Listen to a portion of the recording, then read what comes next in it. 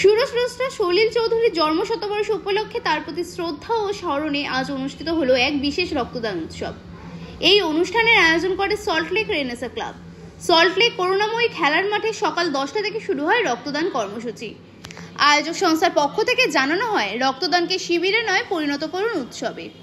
এই ভাবনাকে সামনে রেখে এই বিশেষ উদ্যোগ নেওয়া হয়েছে। অনুষ্ঠানে বিভিন্ন সংগঠন সহযোগিতা করেছে, যেমন Calcutta heart clinic and hospital, coffee house social service association, association of voluntary blood donors West Bengal and medical college and hospital blood bank. আয়োজকের পক্ষ থেকে আরও জানানো হয়েছে যে ভবিষ্যতেও এই ধরনের সামাজিক দায়বদ্ধতাপূর্ণ উদ্যোগ নেওয়া হবে। যোগাযোগের জন্য স্ক্রিনে দেওয়া নাম্বারে কথা বলুন।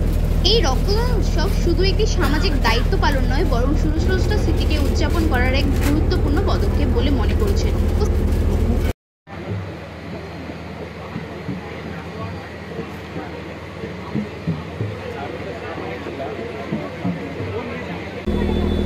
দাদা, এই যে সল্টলেক রেনেসাস, এক কথায় সবাই জানে আমরা পুজোতে নানা রকম উপহার পাই, ভালো ভালো, ঠিক বছরে একবার রক্তদান।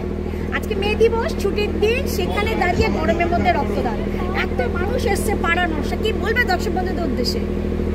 বলার কিছু নেই, সবাইকে আন্তরিক ধন্যবাদ আর কৃতজ্ঞতা জানাবো। এই যে গরম, সেই গরমকে উপেক্ষা করে যে মানুষ আসছে এবং আমাদের এই রক্তদান উৎসব, আমরা উৎসব বলি তার কারণ আমরা শিবিরকে উৎসবে পরিণত করতে চাইছি। সেই কারণে পাশে আমাদের সাংস্কৃতিক অনুষ্ঠানও চলে। শুধু রক্তদান নয়, সাথে চলছে আমাদের হেলথ ক্যাম্প, যেটা করছে আমাদের ক্যালকাটা হার্ট ক্লিনিক। প্রত্যেক বছর 1 মেতে আমরা এই অনুষ্ঠানটা করি নিয়ম করে। আর এই মেতে কেন, তার কারণ হচ্ছে, প্রথম কথা তো এটা একটা ছুটির দিন, আর দ্বিতীয়ত হচ্ছে এই সময়টা, এই মে মাসটা মানে গরমের জন্য ব্লাড ব্যাঙ্কগুলোর অবস্থা খুব বেহাল, মানে এখানে রক্তের একদম ভান্ডার কমে আসে। সেই সময় তাদেরকে কিছু হেল্প করার জন্য আমরা সল্টলেক রেনেসা থেকে এই ইয়েটা করেছি, চিন্তাভাবনা করেছি যে প্রত্যেক বছর এই গরমের সময়টা, এই সময়টাতেই আমরা এই বিষয়টা নিয়ে এগোবো। মানে আমাদের এটা 5 বছর। 5 বছর একইভাবে আস্তে আস্তে তো মানুষজন বেড়েছে, অবশ্যই অনেক বেড়েছে। আমরা প্রথম যখন শুরু করেছিলাম তখন আমাদের ডোনার ছিল 50-51 এরকম। আজকে গত বছর তো প্রায় 70+ হয়ে গেছে। এবার তো অলরেডি ইতিমধ্যে 50 হয়ে গেছে। হ্যাঁ, আর কত এখন লোকজন দাঁড়িয়ে আছে আমি জানি না, কোথায় গিয়ে সারাদিন চলবে 3টে অবধি তো চলবে। হেলথ ক্যাম্প, রক্তদান, আর যেহেতু সলিল চৌধুরীর জন্মশতবর্ষ চলছে, তাকে নিয়ে আমরা সাংস্কৃতিক অনুষ্ঠান রাখছি।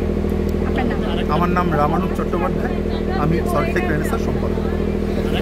ক্যালকাটা হার্ট ক্লিনিক অ্যান্ড হসপিটালের পক্ষ থেকে রেনেসার উদ্যোগে যে আজকের মেডিকেল ক্যাম্প, সেই ক্যাম্পে আমরা সহযোগিতা করছি।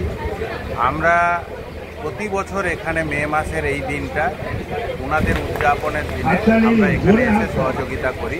ফ্রিতে হেলথ চেক আপ ক্যাম্প, তার সঙ্গে আমাদের কতগুলো ব্লাড টেস্ট রয়েছে, ইসিজি রয়েছে, সেগুলো আমরা ফ্রিতে প্রোভাইড করি। এবং কিছু টেস্ট যেগুলো বাজার মূল্য অনেক বেশি, সেগুলো আমরা এখানে খুব স্বল্প মূল্যের বিনিময়ে আমরা এখানে সেই পরিচালনা করছি। এবং আমাদের হসপিটালের এই বছর 50 ইয়ার্স গোল্ডেন জুবলি ইয়ার, সেই ইয়ারটাকে কেন্দ্র করে Calcutta heart clinic and hospital বহু জায়গাতে এই সামাজিক কাজটার সঙ্গে লিপিবদ্ধ রয়েছে। এবং এই উদ্যোগ আমরা আজকে ক্যালকাটা হার্ট ক্লিনিক অ্যান্ড হসপিটালের মধ্যেও আজকে আমরা যারা শ্রমজীবী মানুষ, তাদেরকেও আজকে ওখানে ঠিক একইভাবে ক্যাম্প পরিচালনা চলছে। আমরা একটা অনেক মূল্যবান কিছু মানুষদের সংস্পর্শে এসে এই উদ্যোগটা নিতে পেরেছি।